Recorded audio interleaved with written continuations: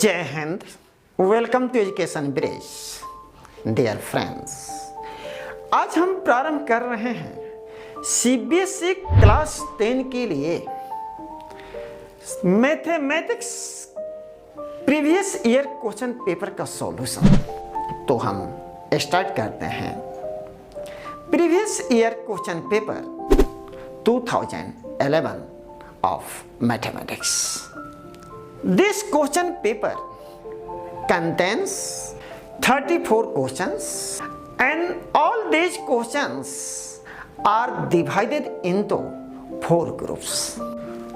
Group A contains 10 questions of 1 mark each, which are MCQ type questions, and Group B contains 8 questions of 2 marks each. Group C contains 10 questions of 3 marks each. And Section D contains 6 questions of 4 marks each. तो आज हम देखते हैं group A का solution, फिर alternate करके हम group B, group C और ग्रुप डी का सॉल्यूशन देखेंगे और फिर उसके बाद 2012, 2013 सबका सॉल्यूशन हम एक एक करके देखेंगे। तो देखते हैं ग्रुप ए। तो देखते हैं हम फर्स्ट क्वेश्चन। फर्स्ट क्वेश्चन आपको दिया हुआ है क्वाड्रेटिक इक्वेशन और उसका रूट ज्ञात करना है, यानी 4 विकल्प दिए गए हैं, सही विकल्प का सिलेक्शन करना है। तो स्पष्ट है कि गिवन क्वाड्रेटिक इक्वेशन के यदि हम रूट निकाल लें तो करेक्ट ऑप्शन का सिलेक्शन हो जाएगा। गिवन इक्वेशन इज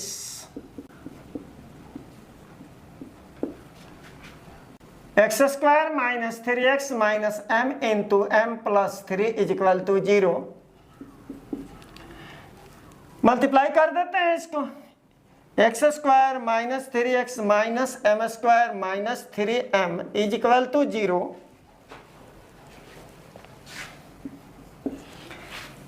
x² और -m² को एक साथ रखते हैं और इसको एक साथ रखते हैं। ये हो जाएगा आपको x² - m² -3x - 3m = 0। स्पष्ट है a² - b² = a + b × a - b के फॉर्म में है। तो ये हो जाएगा आपको x + m × x - m और इसमें आपको -3 कॉमन हो जाएगा। तो ये हो जाएगा आपको x + m = 0। स्पष्ट है कि x + m कॉमन हो रहा है। x + m कॉमन लेंगे, ये बचेगा आपको x - m - 3 = 0।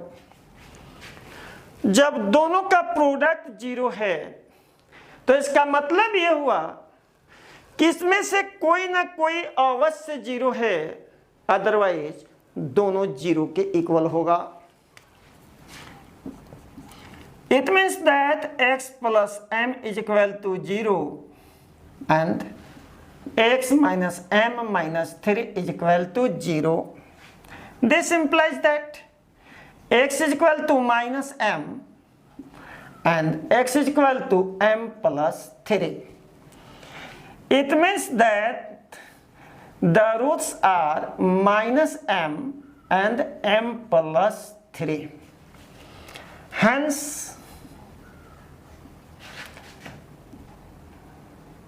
the correct option is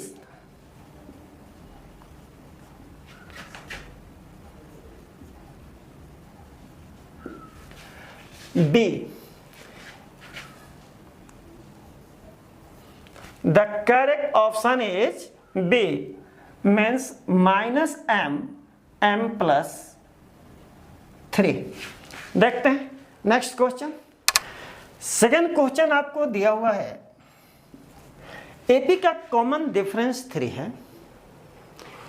तो A20 और A15 का डिफरेंस ज्ञात करना है, means A20 minus A15 is to be find out. Dear friends, आप अच्छी तरह से जानते हैं कि AP का nth टर्म जो होता है A plus n minus 1 into D के बराबर होता है, और उसी का इस्तेमाल करके आसानी से हम इसका सॉल्यूशन ले सकते हैं। We have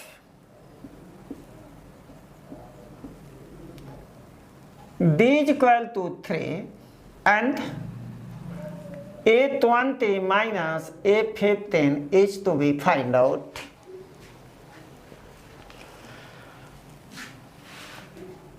Clearly, D is equal to 3 है और आपका A20 A15 अगर हम निकाल लें तो आसानी से A20 माइनस A15 का वैल्यू निकल जाएगा। A20 means A plus 19D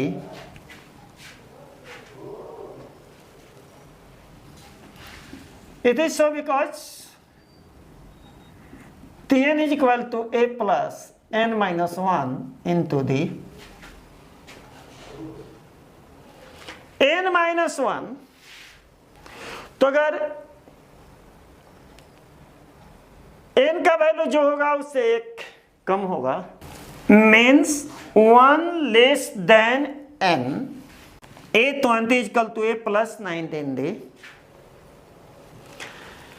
क्योंकि अगर हमें 20th टर्म ज्ञात करना है तो n बराबर 20 देंगे, तो यहाँ 20 रखेंगे तो 20 माइनस 1 19 हो जाएगा। इसलिए हम लिख सकते हैं A20 means A plus 19D। Similarly A15 is equal to A plus 14D।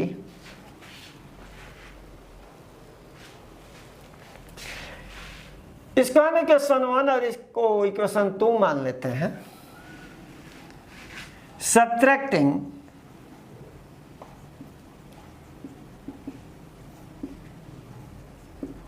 Equation 2 from equation 1,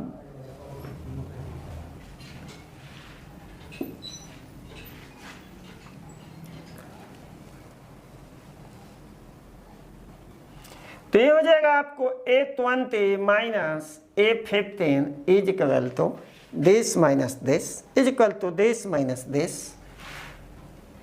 A plus 19D minus A minus 14D cancel out. It means that A20 minus A15 is equal to 5D and this is equal to 5 into 3, D is equal to 3, ये हो जाएगा 15 and this is your answer. It means that your correct option is C. Hence, the correct option is C. Dear friends, जब MCQ है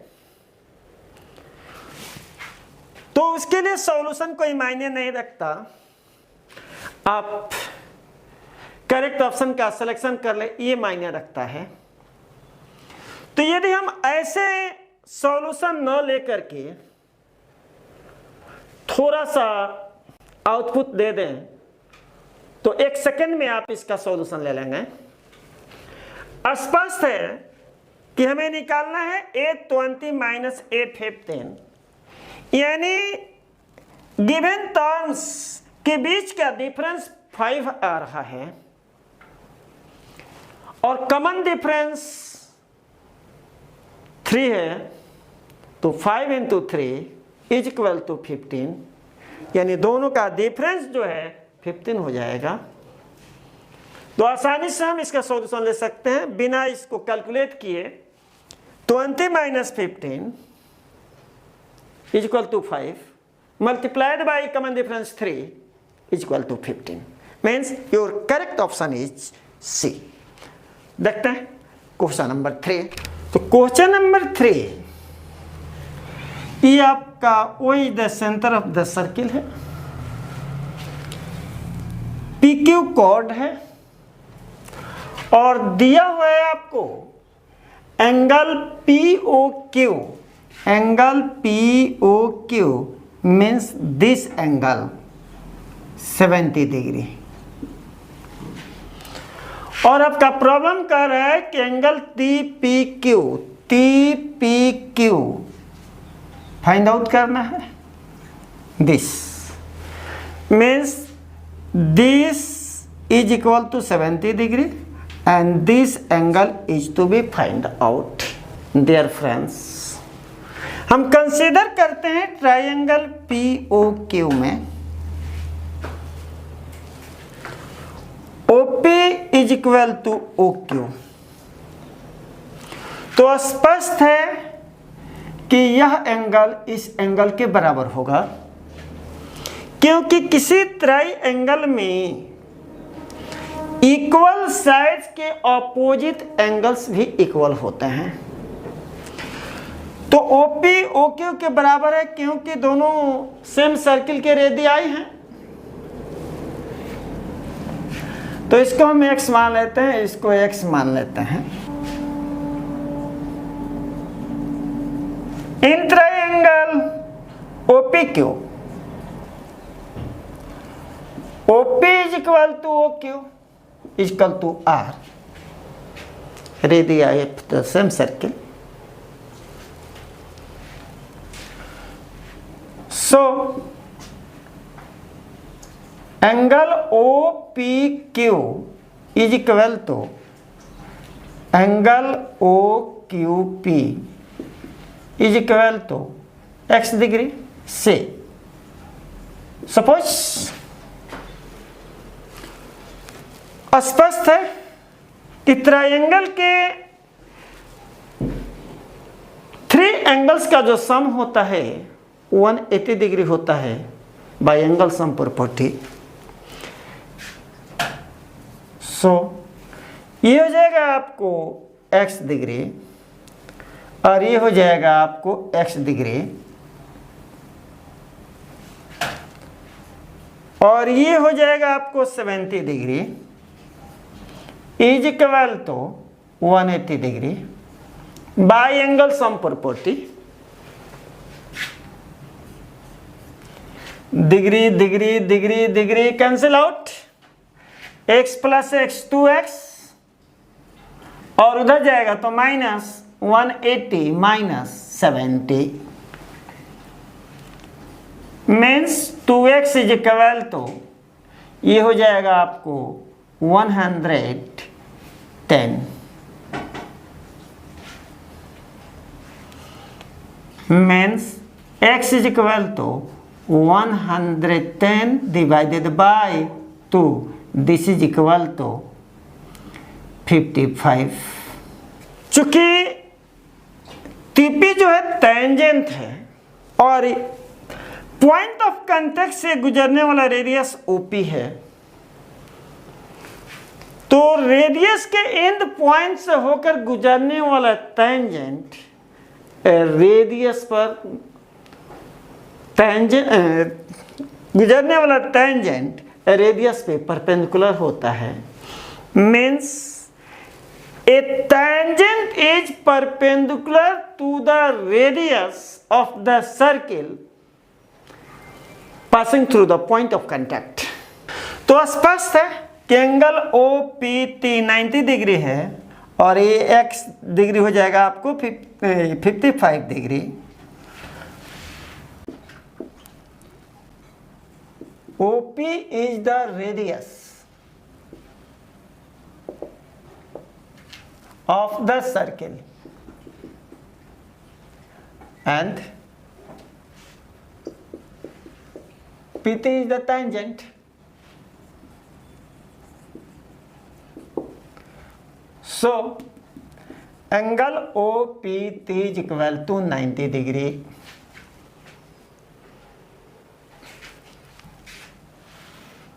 Hence, angle TPQ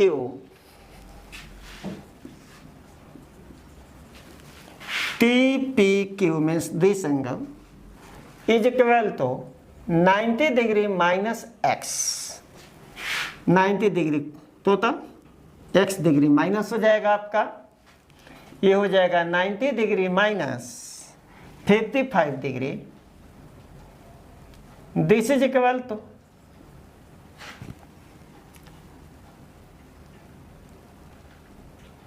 35 degree, and this is your answer. Means the correct option is D. Question number 4. AB and AC are tangents to the circle with center O, such that angle BAC is equal to 40 degree. Then angle BOC is to be find out.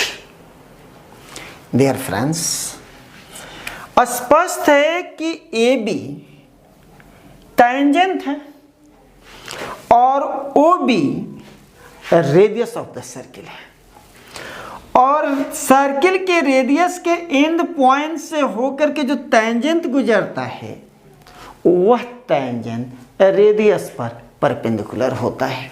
तो स्पष्ट है कि यह जो angle होगा 90 degree हो जाएगा, उसी तरह से यह जो एंगल होगा वो 90 डिग्री हो जाएगा. यानी टेंजेंट पॉइंट ऑफ कांटेक्ट से होकर गुजरने वाले रेडियस पर परपेंडिकुलर होता है. तो स्पष्ट है कि ये 90 डिग्री, ये 90 डिग्री और दिया हुआ है 40 डिग्री. तब तो आसानी से हम एंगल BOC निकाल सकते हैं, कैलकुलेट कर सकते हैं, क्योंकि क्वाड्रिलेटरल के 4 इंटीरियर एंगल्स का जो सम होता है वो 360 डिग्री होता है. तो ये हो जाएगा आपको angle BOC plus 40 degree plus 90 degree plus 90 degree is equal to 1 is equal to 360 degree. This implies that angle BOC plus ये हो जाएगा आपको 220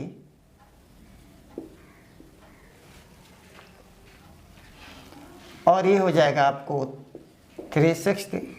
means angle BOC is equal to 360 minus 220. This is equal to 140 degree. Angle BOC हो जाएगा आपको 140 degree. Hence, your correct option is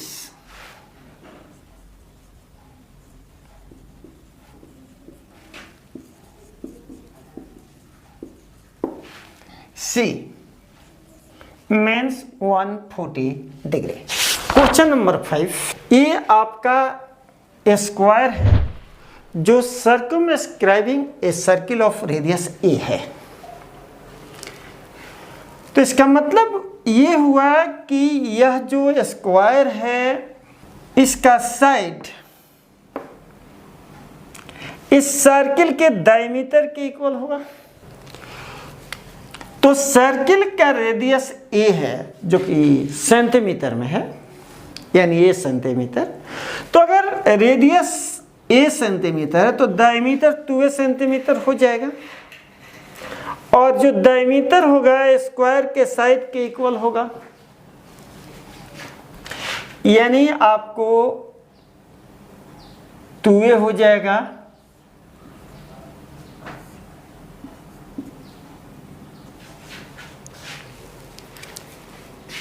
ये आपको यहां से यहां तक रेडियस आएगा, यहां से यहां तक radius means this is equal to this and this is equal to this. तो ये आपका 2A. Similarly, this is equal to 2A means all sides are equal. तो स्पष्ट है कि इसका पेरीमीटर जो होगा sum of the all four sides, hence P is equal तो आपका हो जाएगा P स्टैंड्स फॉर पेरीमीटर, तो ये हो जाएगा आपको 2a plus 2a plus 2a plus 2a, या यूँ कहें कि 4 into 2a, this is equal to 8a, means your correct option is A. Hence the correct option is A. That is 8A. Question आपका कह रहा है the radius of the largest right circular cone that can be cut out from a cube of edge 4.2 cm is, means a cube जिसका edge 4.2 cm है से एक right circular कोन निकाला जाता है। तो राइट सर्कुलर कोन जिसका रेडियस मैक्सिमम हो वो ज्ञात कर देना, means largest radius, largest means अब उससे स्मॉल नहीं होना चाहिए। तो स्पष्ट है कि क्यूब से जब हम राइट सर्कुलर कोन निकालेंगे तो मैक्सिमम रेडियस जो होगा वो क्यूब के एज के हाफ हो जाएगा, मीन्स क्यूब का जो एज होगा राइट सर्कुलर कोन का डायमीटर का काम करेगा। Means the edge of a cube is equal to 4.2 cm। तो लार्जेस्ट राइट सर्कुलर कोन, तो स्पष्ट है कि उसका राइट सर्कुलर कोन का जो बेस होगा वो सर्कुलर होगा और वो उसका डायमीटर जो है 4.2 cm के बराबर होगा। Clearly D is equal to 4.2 cm means diameter of the right circular कोन वो हो जाएगा आपका 4.2 cm। So R is equal to D by 2, this is equal to 4.2 by 2 is equal to 2.1 cm. Hence the correct option is B. Your correct option is B. Question number 7, vertically एक tower है और ground पे स्थित कोई point C है जो tower के foot से 25 मीटर के डिस्टेंस पर है।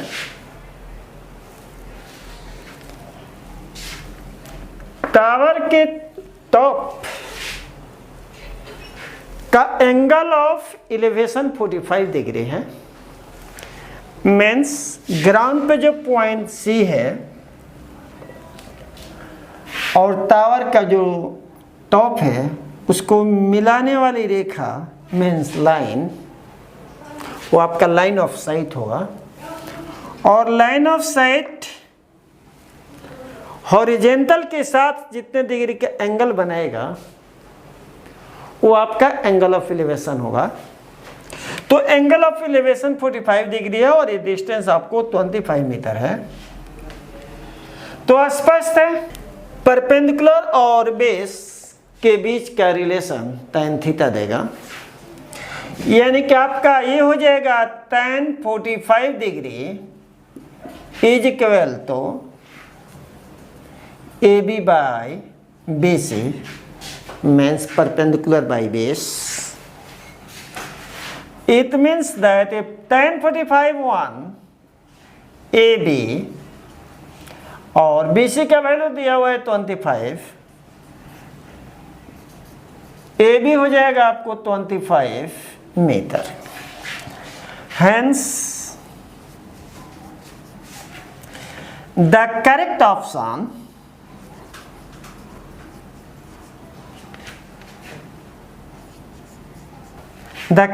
option is C, means 25 metre. Question number 8,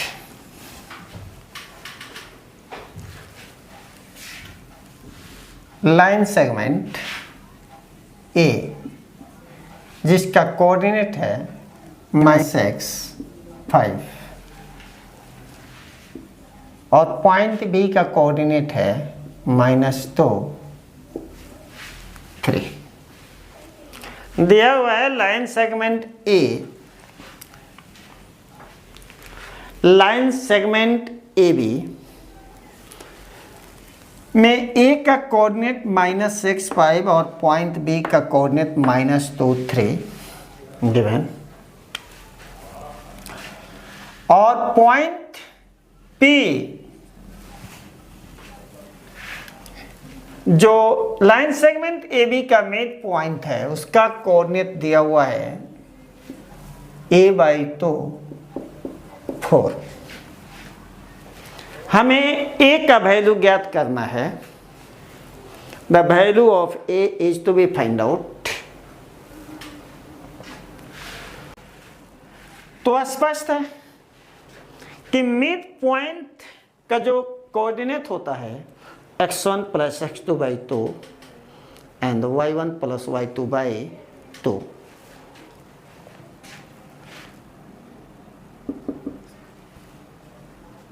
x1 + x2 divided by 2 is equal to x।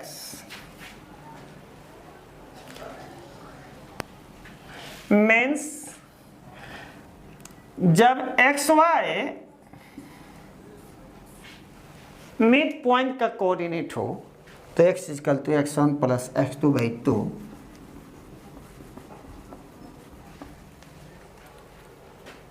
So -6 plus यानी x कोऑर्डिनेट -6 और यहाँ x कोऑर्डिनेट -2 है divided by 2 is equal to a/2। चूंकि हमें a का वैल्यू फाइंड आउट करना है इसलिए हमने x कोऑर्डिनेट को लिया, क्योंकि a/2 x कोऑर्डिनेट में दिया हुआ है जहां p mid point of line segment A B. ये हो जाएगा आपको -8 divided by 2 means cancel out a is equal to -8. It means that the correct option is A. Hence, the correct option is A. That is -8. Question number 9. We have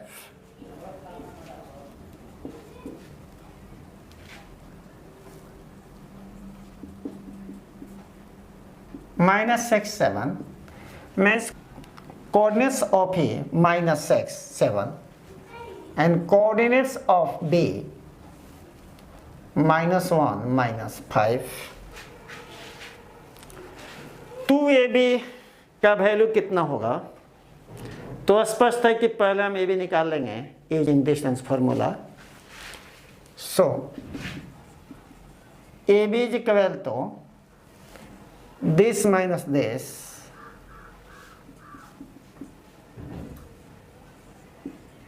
plus this minus this under root means x1 minus x2 to the whole square plus y1 minus y2 to the whole square under root. D is equal to x1 minus x2 to the whole square plus y1 minus y2 to the whole square. Using distance formula, this is equal to minus x, ये दोनों minus plus हो जाएगा, ये दोनों minus plus हो जाएगा, ये हो जाएगा आपको -5 12. This is equal to 25 144. This is equal to 169 13. So 2AB is equal to 2 into 13. This is equal to 26.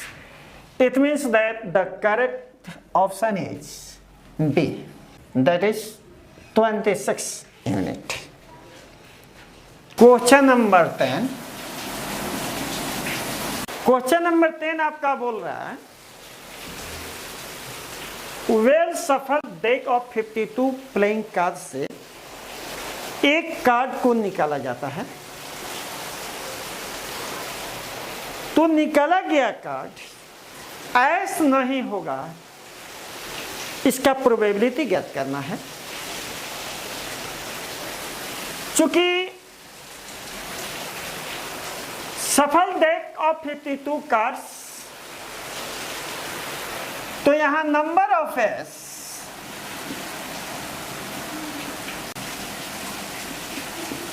Is equal to 52 हो जाएगा. यानी सैंपल स्पेस में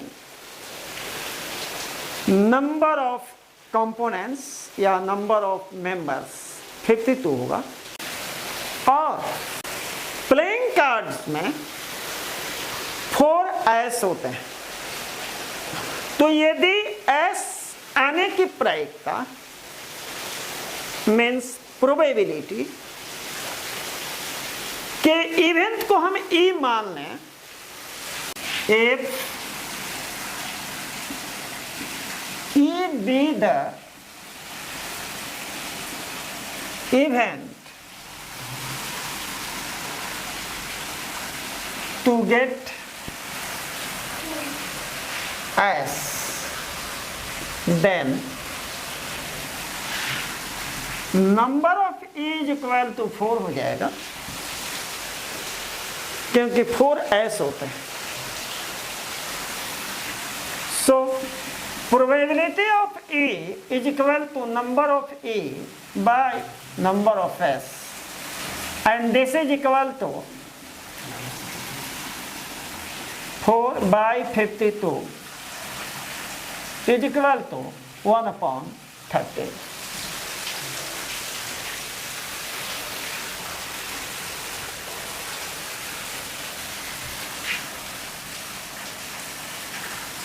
So the probability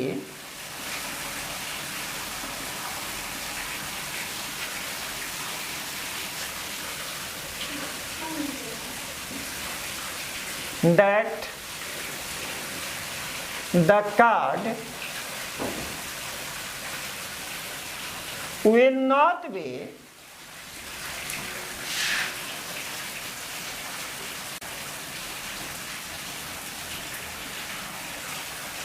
an S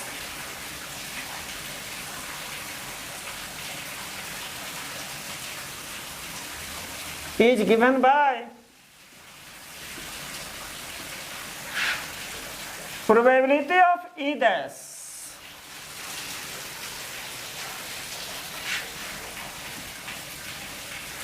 E dash means not E is equal to 1 minus probability of E. This is equal to 1 minus probability of E है आपको 1/13, this is equal to 13 - 1 means 12/13, और यहाँ probability of E dash is equal to 1 minus probability of A. It is so because probability of A plus probability of E dash is equal to 1. तो clear है, probability of E dash is equal to this minus this.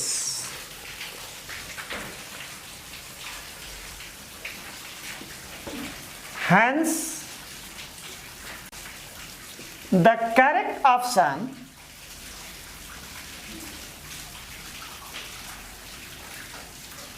is C, that is 12/13. फिर next video में हम लोग देखेंगे इसके बाद वाला क्वेश्चन. तब तक के लिए अनुमति चाहेंगे. जय हिंद.